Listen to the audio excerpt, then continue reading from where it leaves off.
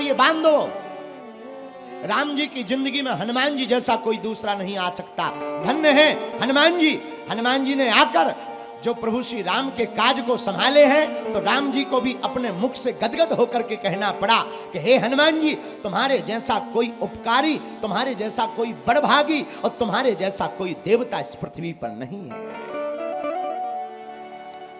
तब तो हनुमान जी इसी प्रभाव के कारण चारों युग परी ताप तुम्हारा, चारों युग परी ताप तुम्हारा, है परिसीद जगत उजियारा, है परिसीद जगत उजियारा। इसीलिए हनुमान जी से कोई जीत नहीं पाया। इसीलिए चारों युगों में बजरंग बली की चली। और मेरे प्रिय बांधवों, वर्तमान में चल रहा कलयुग, और कलयुग में किसी देवता की चले या ना चले, पर हमारे बजरंग बली की जरूर चलती है। हम नहीं कह रहे, हनुमान चालीसा ये भी कह रहा, और देवता चित्त न धरई हनुमत से सर्व सुख कर।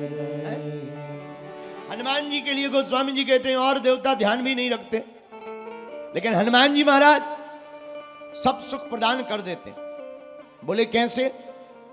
ऐसे समझो, उत्तर प्रदेश का मुख्यमंत्री मध्य प्रदेश में आकर के कोई नियम पास करे तो क्या लागू होगा?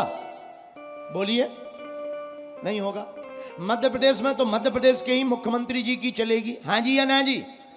बोलिए, बोलो, हाँ जी या ना जी? अच्छा ठीक है। अच्छा मान लो अमेरिका का राष्ट्रपति आकर के भारत में कोई नियम लागू करे तो क्या लागू होगा? अमेरिका वालों का अमेरिका में ही होगा, भारत का भारत वालों में होगा। हाँ जी या ना जी? हाँ, लेकिन एक बात है, राष्ट्रपति कहलाएगा, राष्ट्रपति कहलाएगा, मुख्यमंत्री कहलाएगा, सम्मान होगा, प्रोटोकॉल होगा, पर चलेगी नहीं। उसी प्रकार कलयुग में सब देवता हैं, लेकिन कलयुग के राजा हनुमान जी हैं, तो भैया देवता सब कहलाते हैं, पर हस्ताक्षर फाइल पर हमारे बजरंग बली के ही होते हैं। चलती केवल इन्हीं की है। इसीलिए तो तुम्हें गाँव में राम जी के मंदिर मिले ना मिले, शंकर जी के मंदिर मिले ना मिले, राधा कृष्ण के मंदिर मिले या ना मिले, हमारे बब्बाजू जरूर मिल जाए। और बब्बाजू इतने सीधे हैं, कावे पेड़ ही में प्रकट हो जाए, पहाड़ की चट्टान ही में प्रकट हो जाए, और कहीं नहीं तो कोने में ही प्रकट हो जाते हैं। धन्य है बजरंग बली जैसा। लो सिंदूर लगाओ, लो हनुमान जी तैयार है। ऐसे हनुमान जी सरल, इतने सरल देवता। इसलिए मेरे प्रिय बांधवों, हम तुमसे यही प्रार्थना कहना चाहते हैं। आज की कथा के पहले सूत्र में हनुमान जी का अवतार सुधार और उद्धार के लिए होता है। इसलिए हनुमान जी के चरण पकड़कर अपनी जिंदगी को सुधार लेना चाहिए, और जन्म के लिए जन्म पा करके और हनुमान जी के चरण पकड़ करके अपना उद्धार कर लेना चाहिए। एक बात और, हनुमान जी के सामने किसी की नहीं चली, ऐसे ही बुंदेलखंड वालों के सामने किसी की नहीं चली। बुंदेलखंडी भी कम नहीं होते। एक बार एक बड़ा मलहरा का एक सेठ था, टिल्लू गुरु। बड़ा मलहरा का एक सेठ टिल्लू गुरु। टिल्लू गुरु इतना बदमाश कि उसके पास कोई भी सत्यनारायण की कथा करने आवे तो वो बोले कि देखो भाई पंडित जी, हम कुछ पूछेंगे, उत्तर दोगे तो ही दक्षिणा मिलेगी, नहीं तो सामान पूरा जब्त कर लेंगे। अब पंडित जी बेचारे बुंदेलखंड के, ग्वारा के, कुछ पंडित जी बेचारे गुलगंज के, मातकवा के, साहब बेचारे पंडित जी आवे।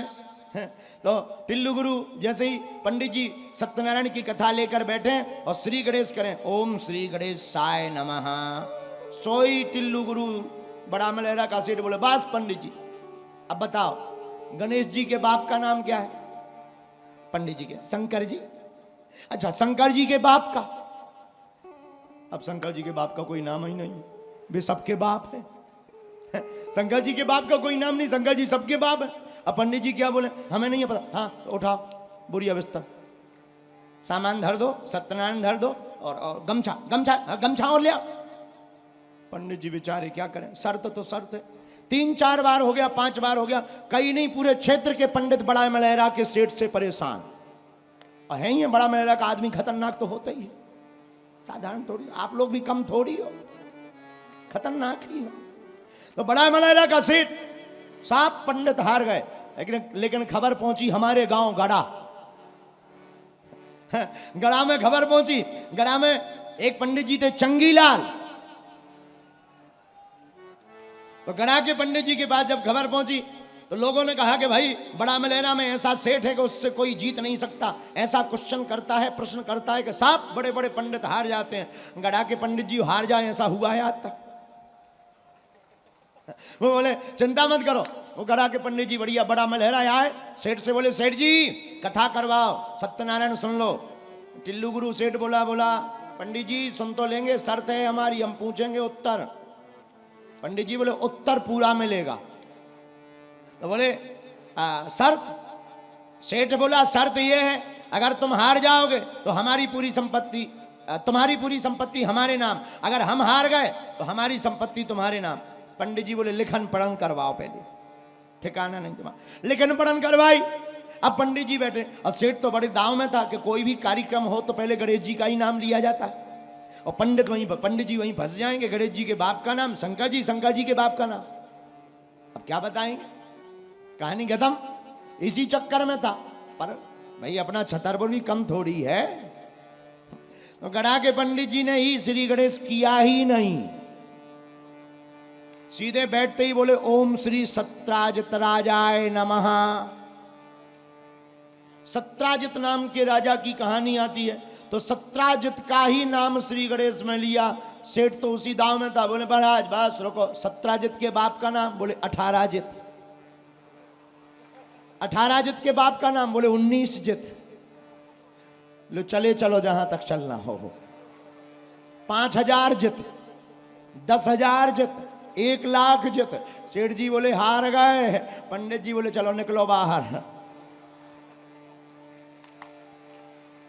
तो अपना बुंदेलखंड इतना अद्भुत है कि अपने बुंदेलखंड की सामना, मुकाबला कोई भी नहीं कर सकता, ना कोई जीत सकता। मेरे पागलों, हम इस बात के बहाने ये तुम्हें बताना चाहते कि हमारे बुंदेलखंड में अद्भुत प्रतिभा के धनी हैं, पर यह भी बात मत भूलना कि कोई बुंदेलखंडियों से नहीं जीत सकता, उसी प्रकार कोई भी वीर बजरंग बली से भी नहीं जीत सकता है।